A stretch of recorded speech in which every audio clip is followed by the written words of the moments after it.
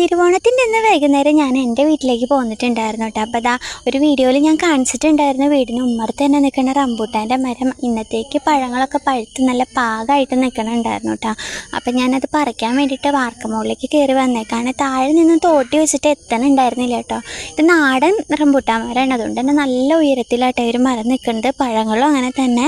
അപ്പം കൈ വെച്ചിട്ടായാലും പറിക്കാൻ കുറച്ച് പാടാണ്. അപ്പോൾ അതുകൊണ്ടാട്ടോ വാർക്കമുകളിലേക്ക് കയറി വന്നേക്കണേ. ഒരുപാട് അണ്ണാനൊക്കെ ആയിട്ട് വന്ന് കഴിച്ചു പോകുന്നുണ്ട് കേട്ടോ. നമ്മുടെ റംബൂട്ടാൻ ബഡ് ചെയ്തതിൻ്റെ ഒരു ടേസ്റ്റ് അല്ല കേട്ടോ ഇതിന്. ബഡ് ചെയ്തതിന് അത്യാവശ്യം നല്ല മധുരവും കഴമ്പും ഉണ്ടാവും. ഇതിന് നല്ല പുളിയും മധുരവും കൂടിയൊരു ടേസ്റ്റാട്ടോ. കഴമ്പ് ഉണ്ടെങ്കിൽ കൂടിയാലും നമുക്ക് ആ കുരുന്ന് വിട്ട് കിട്ടാൻ കുറച്ച് പാടാണ്. അപ്പോൾ കത്തി വെച്ചിട്ടൊക്കെ മുറിച്ചിട്ടാട്ടോ കഴിക്കണേ.